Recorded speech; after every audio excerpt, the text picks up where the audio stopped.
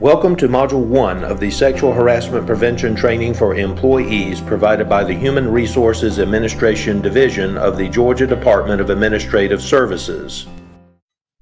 Hello, this is Governor Brian Kemp, and I'm honored to welcome you to this training.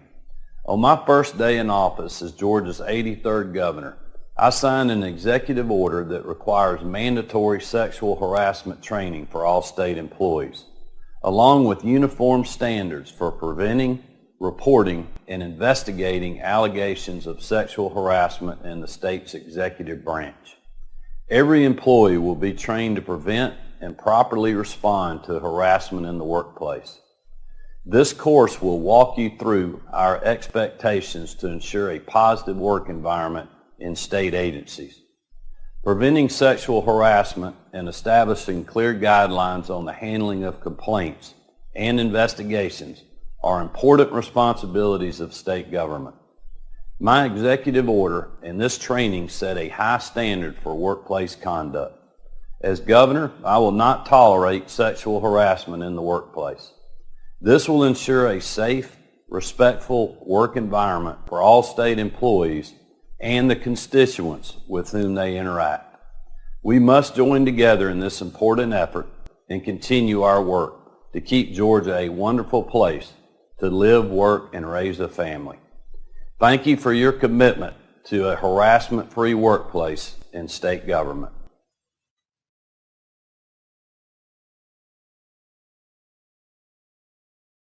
This module covers the following topics: the purpose of the Sexual Harassment Prevention Training for Employees, the learning objectives of the course. On January 14, 2019, Governor Brian Kemp signed an executive order to prevent sexual harassment in the executive branch of the government. While there are multiple types of workplace harassment, incidents of sexual harassment present unique challenges which warrant the increased emphasis and the implementation of a special approach to the prevention, detection, and elimination of sexual harassment. The executive order requires mandatory sexual harassment training for employees, supervisors, and managers, the creation of a statewide sexual harassment prevention policy, and development of standardized reporting and investigation methods. Under the executive order and the statewide sexual harassment prevention policy, agencies will require all employees, including part-time, temporary, and seasonal employees, to complete employee sexual harassment training on an annual basis. Agencies will help employees understand what they can do to help prevent sexual harassment within the workplace. State agencies and their employees must take a proactive approach to creating and maintaining respectful workplace cultures to ensure adherence to state and agency policies and to remain productive. Sexual harassment is a destructive behavior that creates a hostile or offensive work environment. It damages the respect and dignity of the person being harassed. The statewide sexual harassment prevention policy prohibits all sexual harassment and is not limited to conduct that is unlawful under state and federal anti-harassment laws. The state of Georgia is committed to providing a safe and respectful environment that is free from sexual harassment. For this reason, it is every state employee's responsibility to demonstrate appropriate behavior, follow state and agency policies, and comply with the law.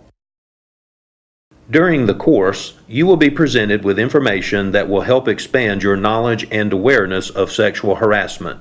The learning objectives of this course include the following: provide an overview of conduct prohibited by the statewide sexual harassment prevention policy. Provide examples of what may be considered sexual harassment. Provide guidance on how to report allegations of sexual harassment and retaliation. Highlight the state's reporting and investigative requirements and what you can expect during an investigation. Outline how you can help prevent sexual harassment in the workplace. Welcome to Module 2 of the Sexual Harassment Prevention Training for Employees provided by the Human Resources Administration Division of the Georgia Department of Administrative Services. This module covers the following topics: the statewide sexual harassment prevention policy definition of sexual harassment, forms of sexual harassment, examples of prohibited conduct. In the previous section, you reviewed that every employee should be concerned with preventing sexual harassment in the workplace. Sexual harassment is a destructive behavior that can result in lost productivity and the creation of a hostile work environment. It is prohibited by State of Georgia Executive Order, the statewide sexual harassment prevention policy, and it is against the law. The statewide sexual harassment prevention policy defines sexual harassment as physical, verbal, nonverbal, or visual conduct that is either directed toward an individual or reasonably offensive to an individual because of his or her sex. This includes physical, verbal, or nonverbal conduct or actions of a sexual nature, such as unwanted sexual attention, sexual advances, requests for sexual favors, sexually explicit comments, and other conduct of a sexual nature, whether it is direct or implied, by an individual who knows or reasonably should know that such conduct is unwanted and offensive. It also includes conduct that is hostile, threatening, derogatory, demeaning, or abusive, or intended to insult, embarrass, belittle, or humiliate an individual because of his or her sex. Keep in mind, sexual harassment may occur in multiple forms and locations. This training outlines the various ways sexual harassment may occur and where it may take place. However, the following examples should not be considered all-inclusive of behavior which is prohibited. Physical not only includes overt actions such as assault or abuse, but also includes more covert physical touching in a manner not generally considered appropriate social touching. Verbal can include disparaging remarks about a person's gender, comments or jokes of a sexual nature, requests for sexual favors, or unwelcome sexual advances. Visual or nonverbal can include facial expressions, suggestive gestures, leering, and even can be vocal, such as making sounds or whistling. It can include displaying or sharing sexually suggestive media in paper or electronic form. Sexual harassment can occur anywhere, such as online or other electronic platforms, which can include sharing sexually suggestive comments or media through post and social media platforms, emailing, texting, calling, etc. Off-site includes work-related social events, business travel, or unwelcome visits to a person's home or hotel room. Some examples of conduct specifically prohibited by the statewide sexual harassment prevention policy include, but are not limited to, the following: denying or threatening to deny, either directly or indirectly, an employment benefit or employment-related opportunity to an employee for refusing to comply with a sexually oriented request. Providing or promising directly or indirectly to provide an employment benefit or employment-related opportunity to an employee in exchange for complying with a sexually oriented request. Engaging in sexually explicit or suggestive physical contact, including touching another employee in a way that is unwelcome or restricting an employee's movement. Displaying or transmitting pornographic or sexually oriented materials, such as photographs, posters, cartoons, drawings, or other images, or storing or accessing such materials on state-owned equipment for personal use or consumption. Engaging in indecent exposure. Making obscene gestures, such as hand or bodily gestures. Making romantic advances toward an employee and persisting despite rejection of the advances. Using sexually oriented language or making sexually related propositions, jokes, or remarks, including graphic verbal commentary about an individual's body or clothing. Sending sexually suggestive or obscene messages by mail, in person, telephone, or electronic communication. In the next module, you review who is impacted by sexual harassment in the workplace. Welcome to Module 3 of the Sexual Harassment Prevention Training for Employees provided by the Human Resources Administration Division of the Georgia Department of Administrative Services. This module covers the following topics: sexual harassment offenders, targets of sexual harassment, motivations for sexual harassment. To this point, you reviewed the definition of sexual harassment, its various forms, and some examples of prohibited behavior. In this module, you shift the focus of the program from what is sexual harassment to who may be affected by sexual harassment in the workplace. Just as sexual harassment is demonstrated through a variety of behaviors and situations, offenders appear in a variety of roles within and/or outside the organization. For example, an offender may be the complainant's supervisor, a supervisor in another area, a coworker, contractor, lobbyist, or even a member of the public. Thus, sexual harassment may come from anybody employees have contact with as part of their employment. In addition, sexual harassment is not only a male harassing a female, it may include any gender combination of offender and target. For example, harassment may happen to anyone by anyone, including male to female, female to male, male to male, female to female.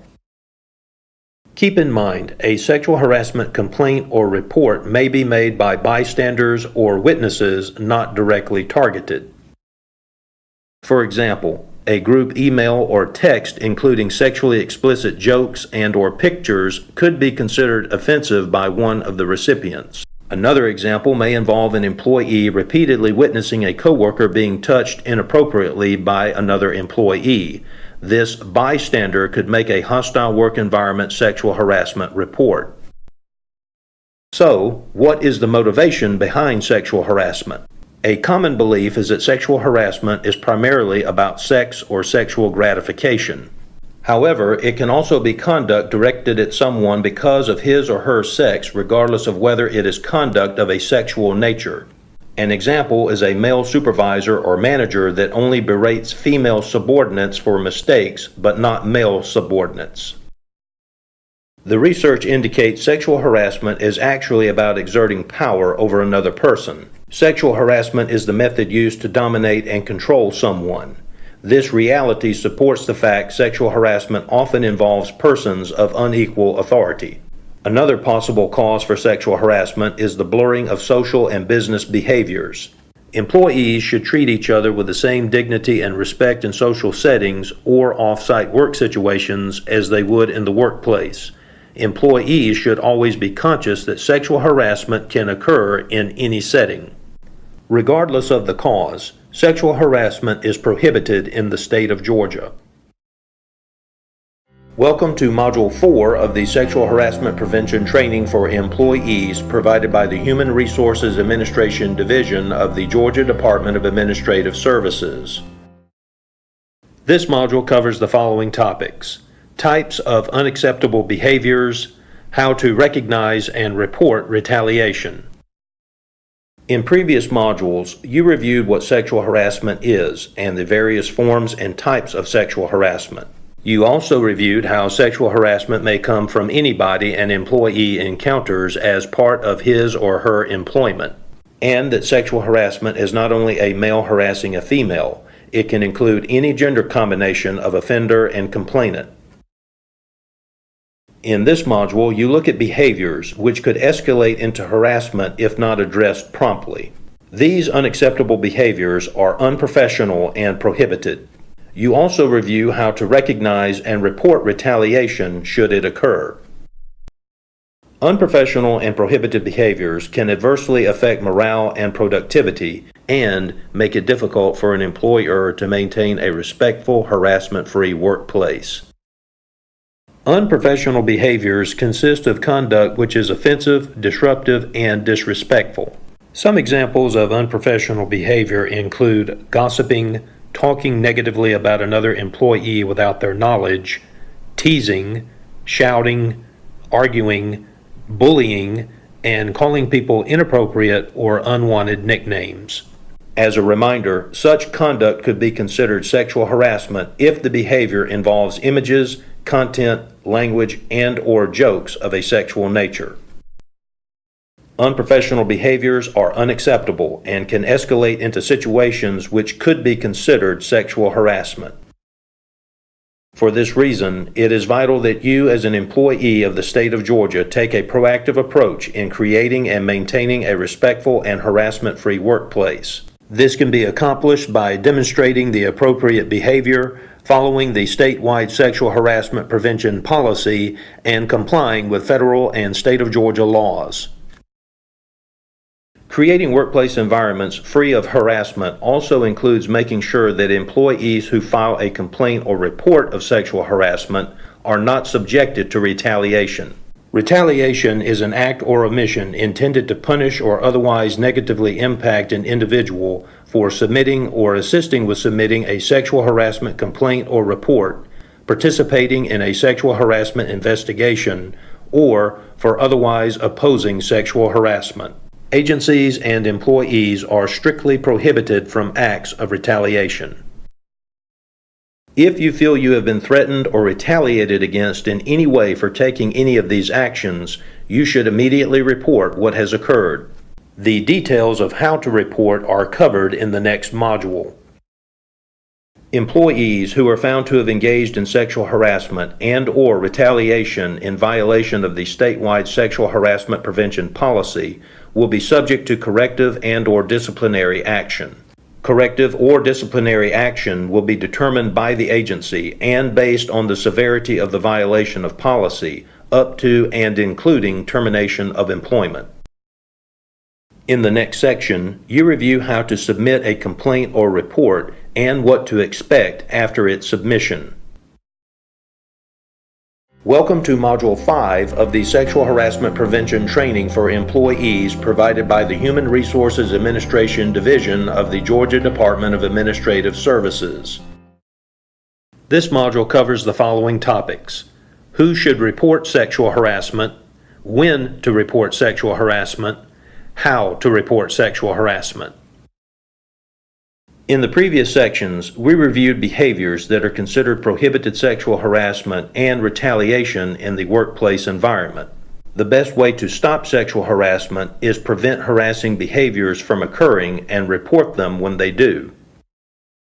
This module reviews the who, when, and how to report sexual harassment and what expectations to have after the investigation begins. So, who can report sexual harassment? Anyone can report sexual harassment. This includes the target of the harassment or a third party who observes behavior they find offensive. As a state of Georgia employee, you are strongly encouraged to promptly submit a complaint if you believe you have been subjected to sexual harassment or retaliation. You are required to promptly report if you are a witness or otherwise have reason to believe that another employee is being or has been subjected to sexual harassment or retaliation. You may submit a complaint or report regarding sexual harassment or retaliation to your supervisor or manager, division director, agency human resources director, or other agency designees. To the extent any of these individuals are the alleged harasser or retaliator, you may submit a complaint or report of sexual harassment or retaliation directly to the Office of the State Inspector General. It is especially important for those in a supervisory capacity who receive a sexual harassment or retaliation complaint or report to immediately inform Human Resources. While written complaints and reports of sexual harassment or retaliation are preferred, you may submit a complaint or report verbally.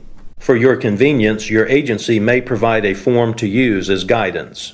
If you verbally report sexual harassment or retaliation, the contacted person will document the facts of the incident in writing. This helps the individuals involved who may not recall the events as clearly after the passage of time.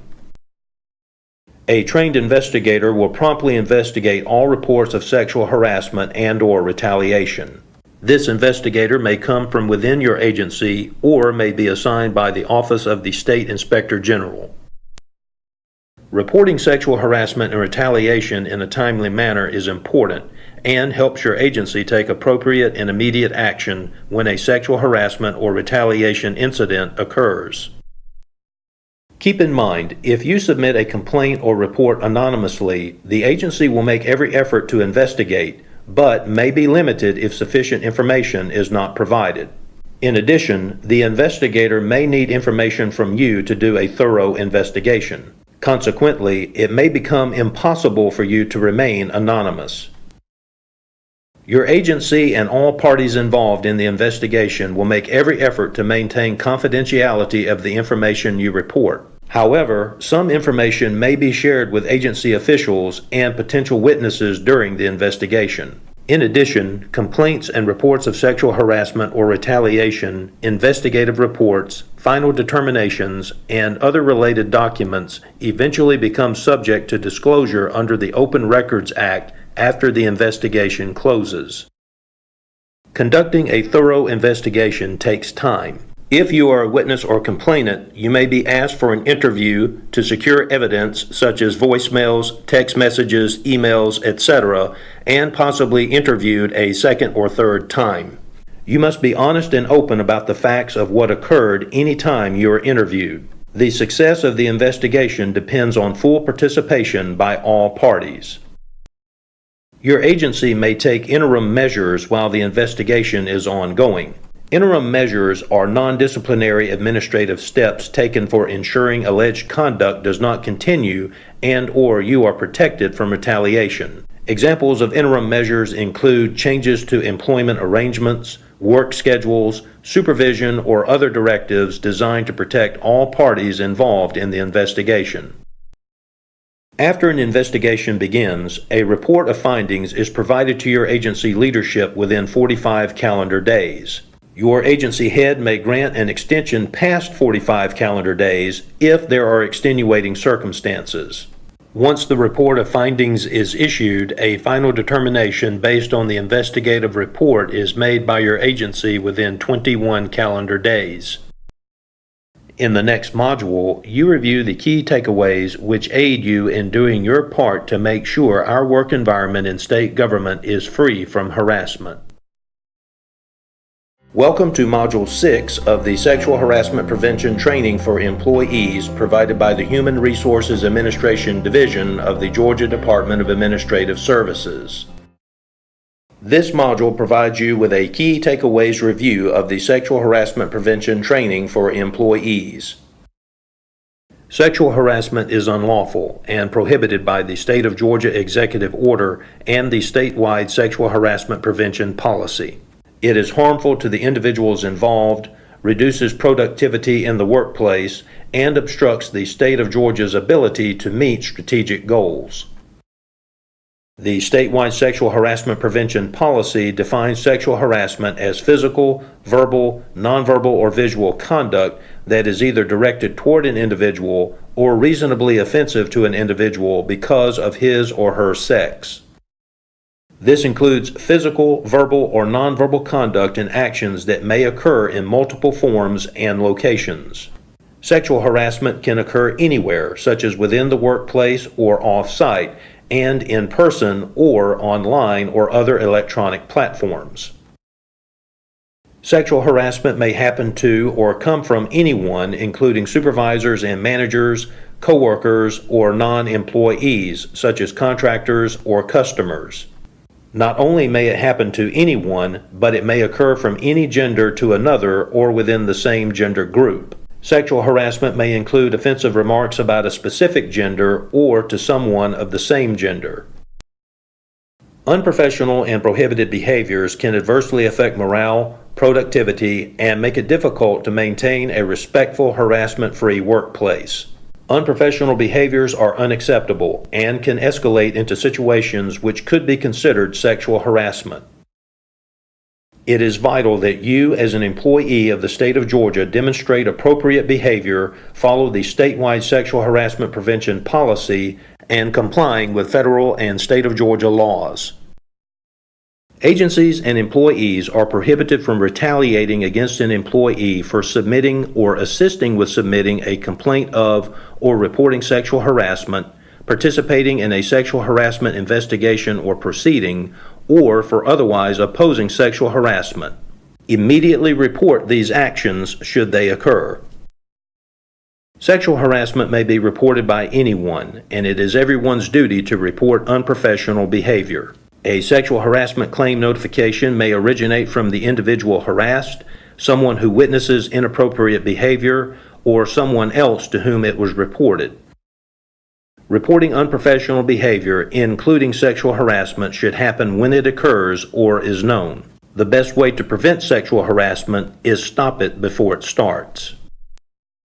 As a state of Georgia employee, it is expected you report either verbally or in writing if you believe you have been subjected to or witnessed sexual harassment. You may submit a complaint or report regarding sexual harassment or retaliation to your supervisor or manager, division director, agency human resources director, or other agency designees.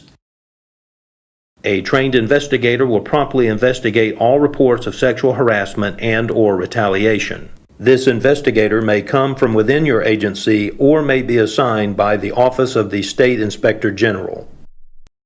Thorough investigations may take time to complete. During the investigation, your agency may take interim measures to ensure the alleged conduct does not continue or to prevent the possibility of retaliation. In most cases, the investigation will be completed within 45 calendar days.